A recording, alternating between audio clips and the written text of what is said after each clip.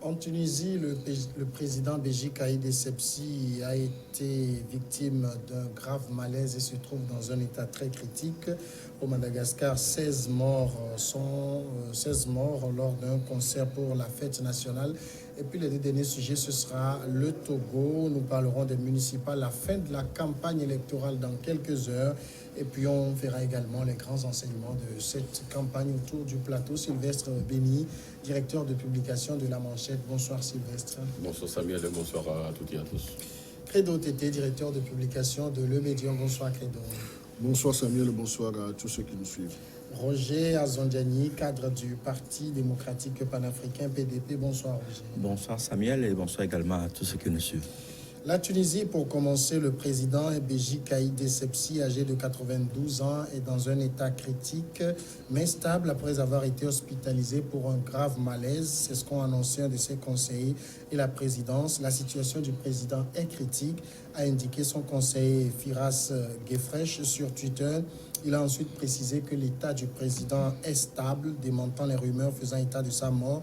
Monsieur Essebsi, victime d'un grave malaise, a été transféré à l'hôpital militaire de Tunis, avait écrit peu auparavant la présidente sur sa page Facebook, alors que deux attentats suicides viennent de frapper la capitale tunisienne, tuant un policier, faisant au moins 8 blessés selon les autorités. Attentats revendiqués par l'organisation de l'État islamique. Déjà, Sylvestre Béni, à voir le président, depuis qu'il a pris fonction il y a 4 ou 5 ans, les gens avaient émis énormément de doutes parce qu'il était déjà très vieux. Oui, en effet, parce que lorsque on me parle de 92 ans, c'est déjà, il est au-delà même du troisième âge, si on peut le dire ainsi, voyez-vous. Et même, ce sont de fins constitutionnels. Si on prend le président donc du Parlement, lui aussi, il a 85 ans, je crois. Donc, voilà, à partir du même jour, lui aussi, il a été hospitalisé.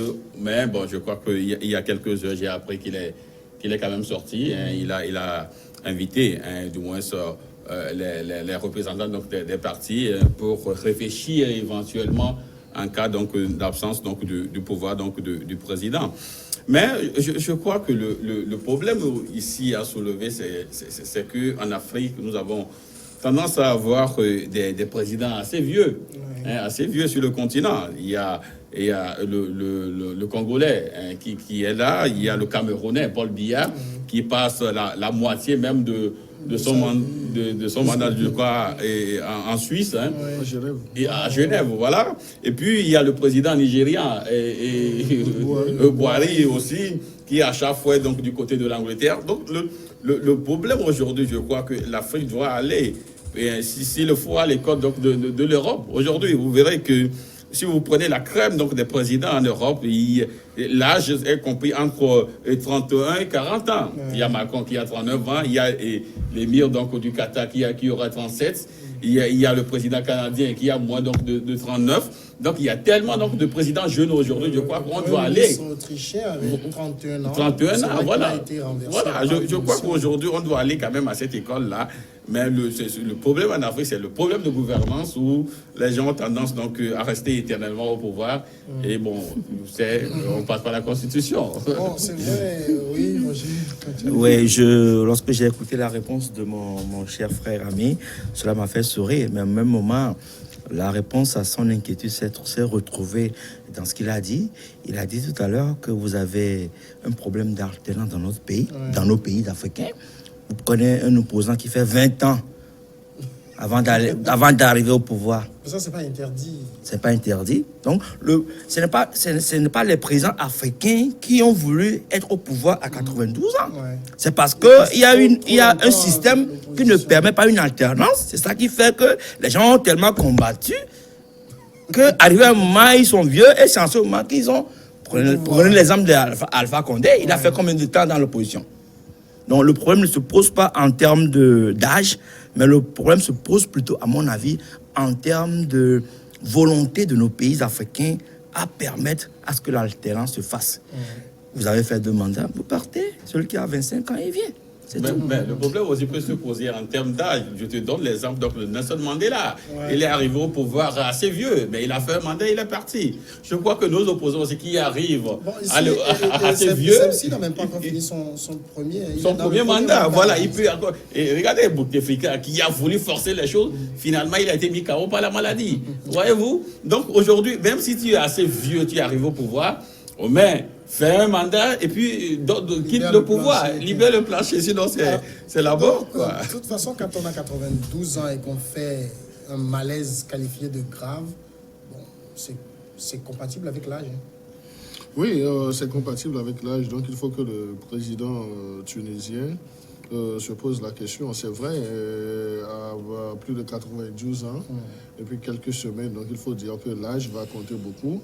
Mais moi, cette maladie, c'est vrai, nous sommes tous des êtres humains, la maladie peut nous frapper à tout moment. Mais cela ne voudrait pas dire qu'il y a un âge déterminé pour être à la tête de l'État, mais c'est celui qui est à l'âge avancé qui peut savoir s'il est fatigué ou bien s'il a encore toutes les potentialités pour gérer les affaires de la cité.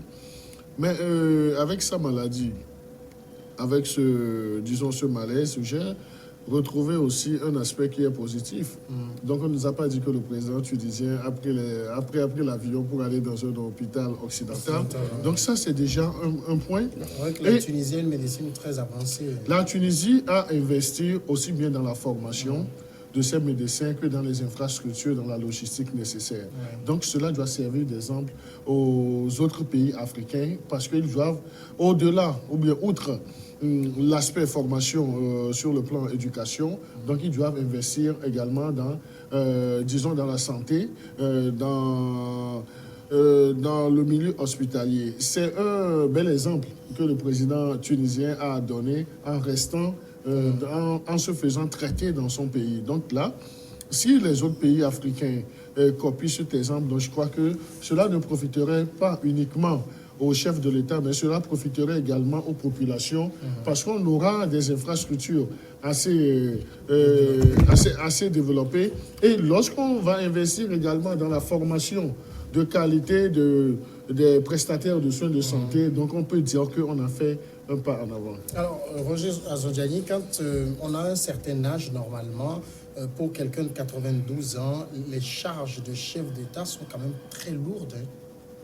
Oui, effectivement, lorsque vous avez dépassé, disons, la soixantaine, parlons de soixantaine, d'abord par rapport, excusez le terme, à ce que nous consommons chez nous, il y a arrivé un moment où vous sentez que vous n'avez plus la capacité de faire certaines activités. Donc, à 92 ans, vous voulez être président. Bon, je pense qu'on ne va pas lui jeter des épines parce qu'il a voulu être président à 92 ans, mais seulement, ce qui est sûr, c'est qu'à 92 ans déjà, vous n'avez plus la totale maîtrise de votre corps en tant qu'être humain. Donc, c'est assez compliqué pour un être humain qui a 92 ans, vu l'énorme responsabilité d'un président de la République. À 92 ans, on n'a plus tous ses moyens pour répondre du tic au tac à toutes les questions relevant de la vie d'une nation. Ouais. Alors, je pose la question ainsi parce que dans nos pays, nous aimons beaucoup faire des débats de limitation de mandat. Il faut aussi faire des débats de limitation d'âge. Oui, je crois que ça va véritablement nous servir. Ça va véritablement nous servir en Afrique parce que ce n'est pas parce que vous avez combattu un régime assez longtemps et que si vous avez cette possibilité aussi d'être président, vous devez forcément y être, même si vous avez un âge avancé. Je crois qu'aujourd'hui, Alassane Ouattara avait dit quelque chose au cours donc, du dernier congrès donc, de leur parti, qu'aujourd'hui, il faut transférer donc, le pouvoir à la jeunesse.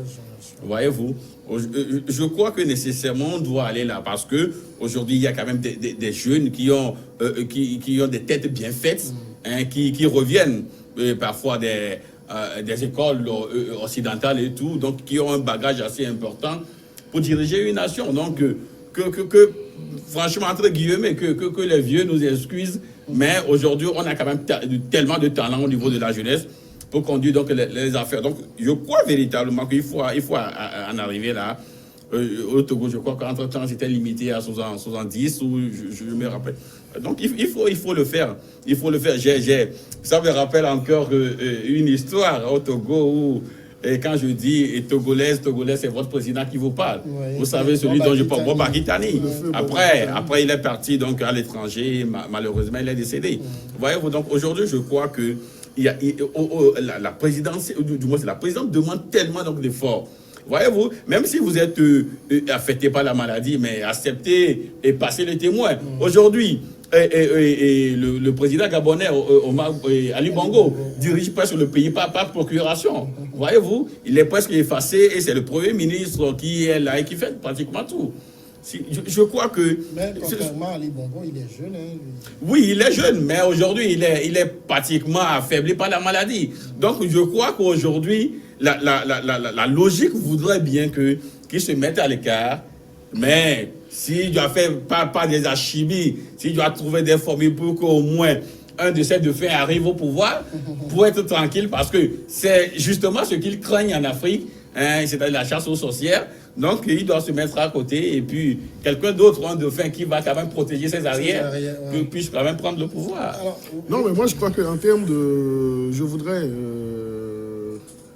m'appesantir un peu sur un aspect que vient de développer mon confrère Sylvestre Béni, en termes de protection d'arrière. Mais moi, je dis, on ne devrait pas réfléchir nécessairement là-bas. C'est vrai que les systèmes politiques et ceux qui les animent, aussi bien l'opposition, ne donnent pas de garanties à ceux qui exercent le pouvoir, qu'une fois le pouvoir de quitter, donc ils peuvent vaquer à leurs occupations. Donc c'est là où moi je salue l'article 75 nouveau de notre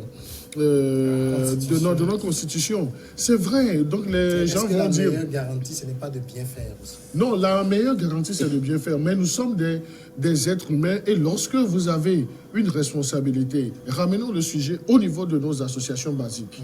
Ce n'est pas facile de diriger une association, ce n'est pas facile de diriger des hommes. Et lorsque vous êtes à un niveau plus élevé, donc vous verrez que les charges, les responsabilités sont démultipliées et cela induit même des erreurs. Des fois, ce ne sont pas les premiers gouvernants qui commettent les trucs là, mais ce sont ces entourages qui font des bévues et ils sont obligés de les endosser.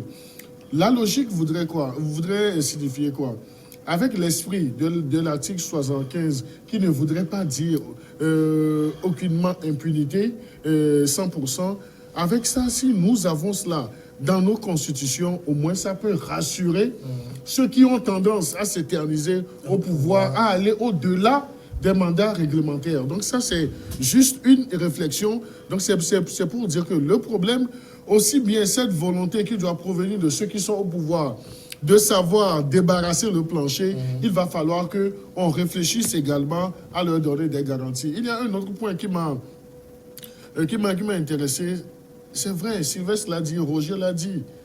Lorsque nous avons des éternels opposants, des gens qui pensent que l'opposition, et lorsqu'on est un éternel opposant, la fin, c'est d'arriver au perchoir.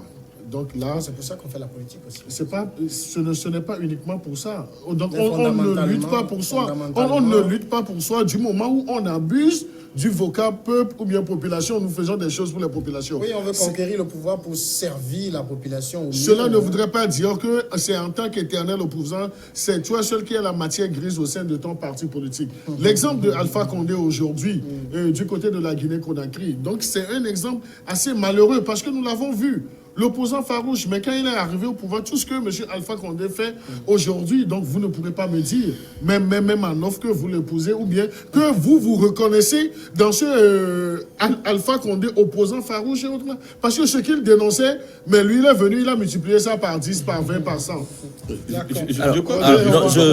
vais ajouter quelque chose par rapport à ce que Je propose pour que vous ayez vraiment le temps de mieux développer, de marquer la pause. On revient quelques secondes après. Non, je vais perdre le fil.